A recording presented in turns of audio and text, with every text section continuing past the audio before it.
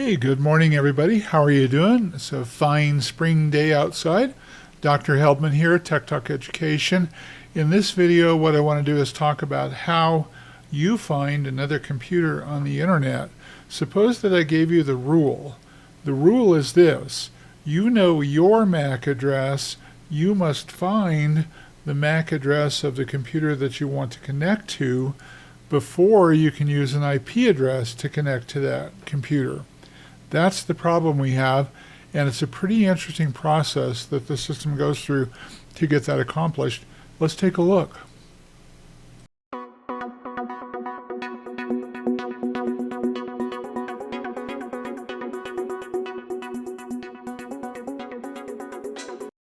All right, so how does somebody find a computer's MAC address when they're going over the internet?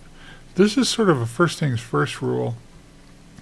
The idea is that we have to have the MAC address before we can jump in and do the IP addressing to connect to the other computer. Now, this is a little bit of I say convoluted, I don't mean that. It's all baked in and it's all happens all the time. But the idea is that we have to go forward and we have to query each unit's MAC address as we're going down the line trying to find that final computer. So we go to a router. The first router we go to, hey, what is your MAC address? And then it goes to the next router, hey, what's your MAC address, and so forth. We'll take a look at this process, but that's what I mean when I say first things first. MAC gets MAC, then IP can talk to IP. There's actually a third step in that. Let's do this first. Let's go out and figure out how we find our MAC address and our IP address. So I have a command prompt here. This is the only time within this particular video where I'm going to be interactive on the computer apart from the PowerPoint deck. And the way that you find out your MAC address, now this is on a Windows 11 machine. The command is ipconfig space, let's see if I don't need this space. I was going to do a space /all. But let's see if I can get away with just the basic information that I'm looking for. I might have to do a /all to get everything. Nope, I think I can get everything here. I don't see the MAC address in this listing, so we're going to have to do an all. So I'll clear the screen, clear CLS, ipconfig space /all, and hit enter. And this brings up a bunch more information that we really don't necessarily care about. But when I'm looking down through here, I have my Ethernet adapter right here. I'm hooked on my home PC through an Ethernet cable to my router, which then goes out into the internet. So I'm connected by copper, not by wireless. But the idea would be the same if you were wireless. You're still going to have a MAC address. Now, what is the MAC address? Well, these first three digits here tell you who the manufacturer is of this particular network interface card. It's called a NIC, network interface card. Then these three numbers are the license, if you will, or the serial number or the ID of that particular network interface card. And taken together, these are all hexadecimal numbers, so they can get really big. They're all double digits. And it's 6 of these separated by either colons or by a dash. So that's my MAC address. We call it the hardware address, the MAC address. MAC stands for Media Access Control. Media meaning this is how I'm going to get out onto the network, whether by Ethernet or wireless, whatever. And then access is how I'm getting onto the network. And so I have to know this number on the computer that I'm trying to connect to. And of course it's going to be a wildly different number. Now supposedly back in the day they would tell you, well, these MAC addresses are burned right into the hardware, and they are. Is it possible to spoof a MAC address? In other words, make it something different? And yes, it absolutely is. You do have the capability of doing that. You're also interested in your IP address right here, and in the case of Windows it shows up as IPv4 address. Keep in mind that I have an IPv6 address as well. So knowing these two things, the MAC address and the IP address, now I have the ability to go out and communicate over the internet. And if I clear the screen, I can't do this because it doesn't support this command here. but on a Mac it would be ifconfig. And then in Linux, I don't know if the Mac supports IPA or not. It would be, you could do IP address, or you could do IPADDR, or you could just do IPA. Any of those will work in Linux. That's the replacement for the old ifconfig command. Okay, so we know what the MAC address is now. Now, what is this address? Well, now you can think of it as a physical fingerprint on your network card, your NIC, the network interface card. And hypothetically, it never changes, and it only matters inside the local network. And everything that has some sort of connectivity to the internet has a MAC address. So it's basically a fingerprint. I like that terminology. That's a good way to think of it. Now let's take a look at this. So IP addresses are different. You can think of an IP address as a street address. So your MAC address is the hardware address on your computer for your particular network interface card. Every NIC that you have in the machine, whether it's Wi-Fi, Ethernet, is going to have a distinctive MAC address. It's got its own MAC address, its own manufacturer, all that stuff. If you know the MAC address, you can look up the first 3 hexadecimal digits and you can find out who the manufacturer is. There are websites that allow you to query that. But in the case of IP addresses, this is where it tells packets where we want to go on the internet. It's like a street address. This is where I live, and here's where I want to go. So the IP address is a little different idea. We actually have to use both of them. And we're going to use 2 IP protocols. We're going to use ARP, Address Resolution Protocol, and we're going to use a protocol called Domain Name Services. And there's a third one. You're using an IP address. IP is actually a protocol, and then you might use a transport connection, of course, and so TCP or UDP. So now we've got a lot of things, a lot of TCP IP protocols in the mix. You're not even aware that all this is going on under the hood. So when you want to talk to Google, I say talk because it's just the way that we understand how things work. You want your computer to talk to Google or another computer. So you say, let's say it's Google's web server, and you say it's not looking for a MAC address out on the open internet. It's looking for Google's IP address. Now you've got to get this. So the MAC address is for the local computer, the local network here. In my house, my local computer network, that's where the MAC address shines. When I want to go out onto the internet, I use an IP address, but before I do that, I have to know the MAC address of the computer to which I'm trying to connect. So it says you want to visit Google, but you must visit it by hitting its IP address. So I've got 2 rules in place. First of all, I've got to establish a MAC to MAC sort of connection. I have to know the MAC address of the receiving source, the receiving computer, the receiving device.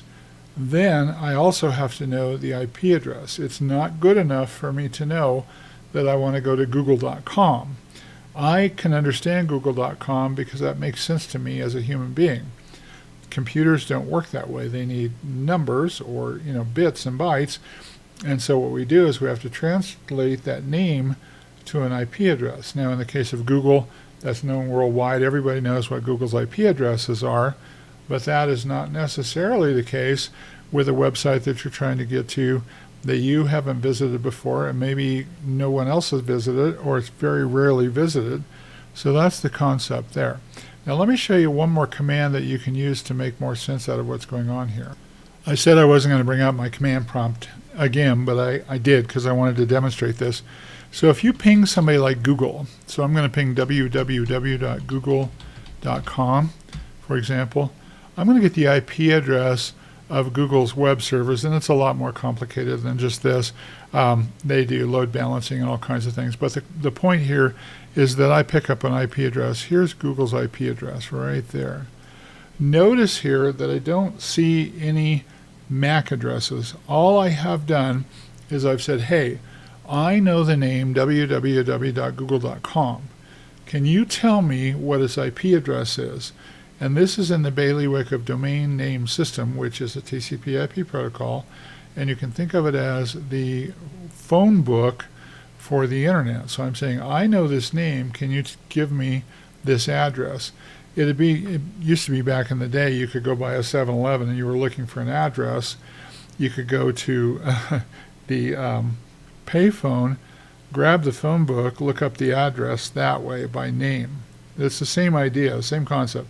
I've got a name, I need to get the address. So that's what we're doing there.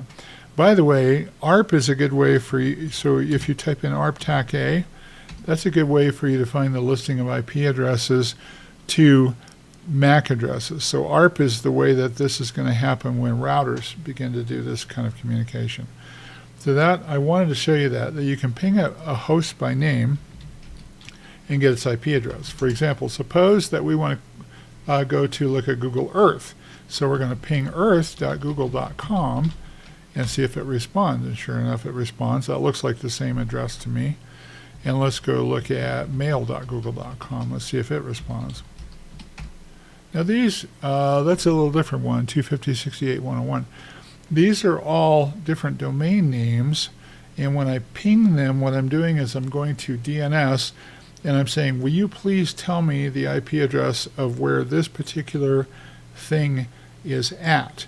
Now Google's very, very popular, so all this is published all over the world, but if it was a one-off sort of domain name, you might have to go to a server that's authoritative for that, and that all happens automatically. What happens is if your router, your DNS server, wherever you're at, doesn't know where it's at, it passes it on until we find the DNS server that's authoritative for that domain, and we can resolve that address. But the main point is, I cannot get there by name. The name is useful for me.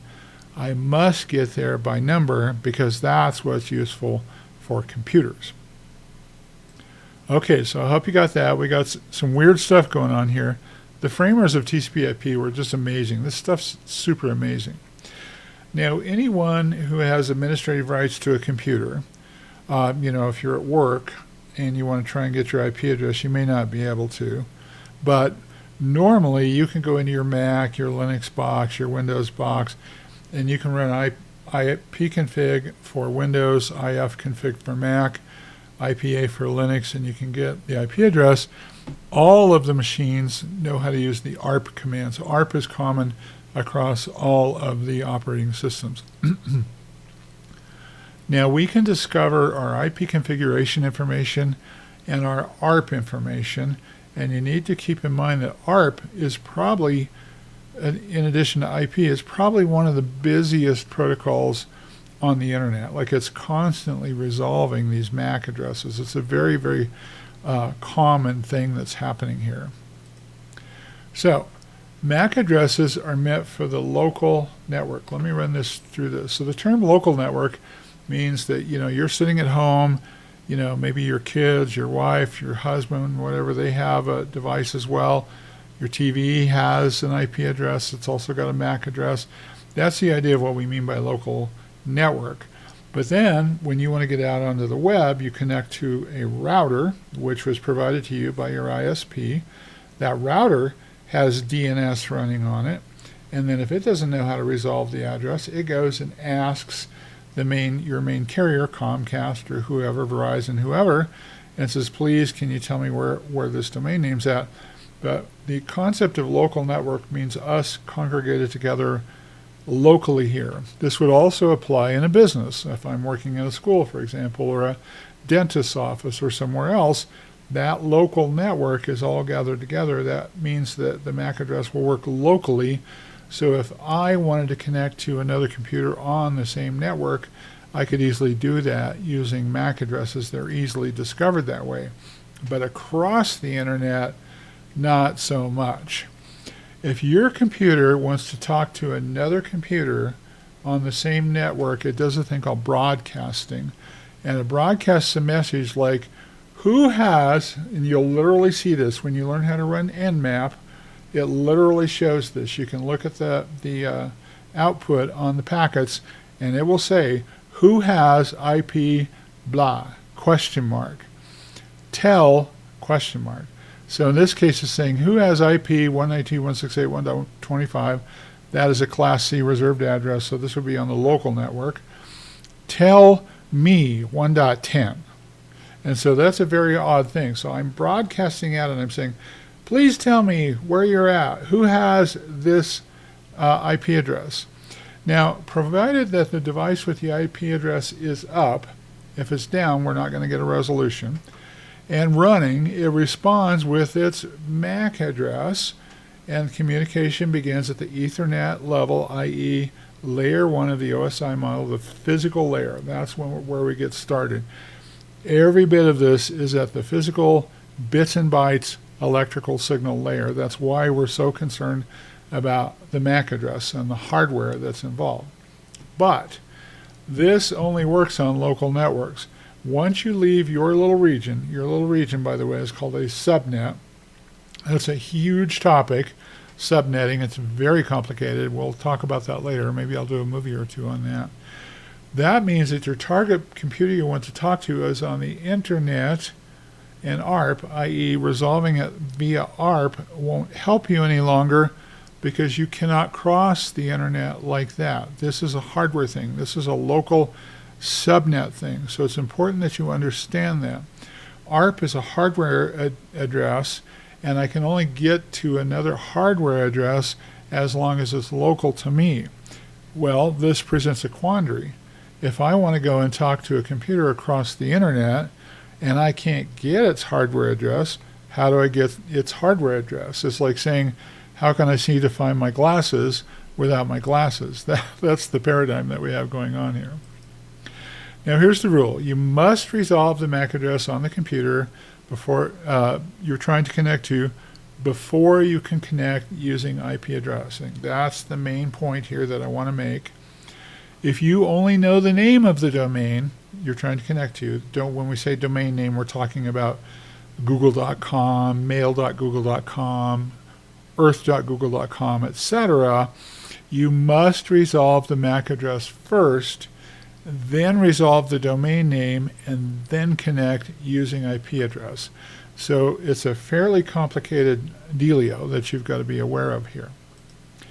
Now, name resolution happens via what's called domain name system, probably the most tested piece of software on the planet, undoubtedly, because it gets used millions of times a day. It's very light, it's very crisp, it's easy to install, it's relatively easy to administer. At a production level where you have 30, 40,000 nodes on a network, it's a little bit dicey. There are things to know. But my main takeaway for you is that it's well known, it's well understood, it does not fail, it works very, very well. And by the way, when you start getting into IT and you have to solve some domain DNS problems, it can get pretty dicey. There are times when you might have to look and look and look to figure out what it is that's happening. Why is this happening? Anyway, when all you have is a domain name, i.e. www.microsoft.com, for example, you must ascertain the IP address for that domain. You do that using DNS, which is the phone book of the internet. And unfortunately, that term has died off. I imagine a lot of younger people don't have much of an idea at all about what a phone book is. But that is a good metaphor for this. This is the phone book of the internet. Now, your device queries DNS until it learns the IP address of the device to which it wants to connect. And there are these series of what are called authoritative DNS servers on the web. So we've got top-level DNS. These are reserved for things like .com, .mil, .org, etc. You can go out and research these. You can find out where they're at. And then we trickle down from there. So I share my data. The DNS things share their databases. And eventually we build a DNS database that knows where these different things are at, so that by the time you're done querying, say, Google, you can get it right off of your local cable modem router because it has an entry for that. Or you could query your ISP for that rather than having to go to an authoritative DNS box. But you should be aware that these DNS servers, it's a big cloud of them, and they have an authoritative nature to them. When you send data to a server like youtube.com, your device doesn't ask, hey, what's their MAC address? Instead, it asks your local DNS resolver, what's the IP address for youtube.com? So that's the main idea there. If your DNS resolver, your local DNS resolver, doesn't know the IP address, it forwards it up the chain until the answer is found. In some cases, for example, youtube.com, the IP address is likely to be available quite quickly because it's stored locally. However, other one-off domain names might take more DNS resolution's time. The key element here, the key things here, you cannot contact a device on the internet without knowing its IP address. Whether that's obvious to you or not, you key in names all day long because we love using language, but the computers use the language of the internet, ones and zeros, numbers. Domain names are there for humans. Sorry about that. My phone, I have a rooster ring on it. That's what you heard. Even if you know the IP address, you still cannot contact the device that you want to contact until you know its MAC address. So that's the story there. Now, under remote communication, once it gets the IP address, for example, this is a, what would that be? Class B, I think. This is a public address, 142.250.72.206. Your device sends the packet to your local router. So now we know the address, but now we send a packet to a local router. But the computer only resolves the MAC address at the next hop.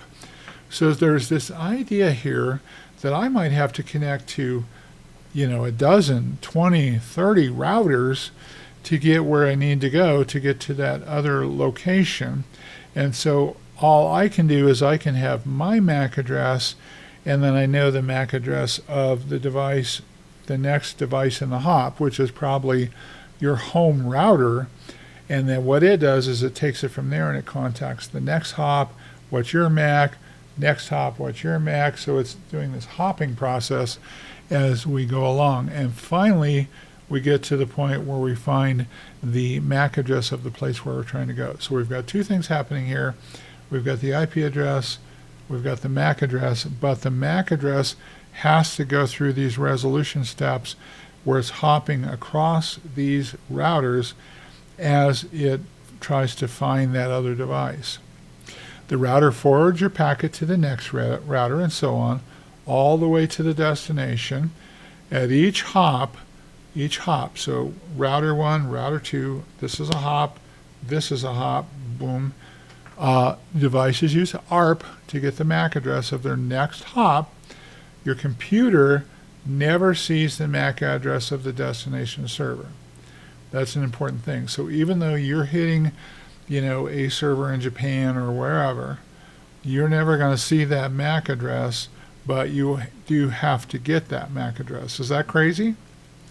All this activity is transparent to you because it happens by virtue of adjusting sections in a TCP/IP packet that denote the MAC addresses. So as it goes along, I've got my MAC address, destination MAC address. Destination MAC is filled in with the first hop.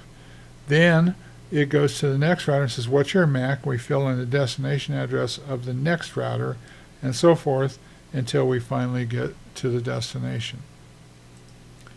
Here's a graphic of this. So I start out with my PC, and here's my MAC address. Then I hit my first router. Now this is pretty cute. The max that we can go to is Foxtrot in hexadecimal, FF in 8-bit hexadecimal. And IBM discovered this years ago that you can spell words with hexadecimal. So the idea here is that we have D and E. They're part of the letters that are known in hexadecimal, and it spells out dead beef. And that is a thing, dead beef. There are some other words that get spelled out using hexadecimal. I don't know why that's important, but I thought I'd bring that up because it's pretty funny there. Then this guy we know this guy's MAC address because we're local to him. Then what we do is this guy says, okay, I need to go to the next MAC address, and I happen to know its address. So it hops over here, grabs this address, updates the packet. Now that's the new destination MAC.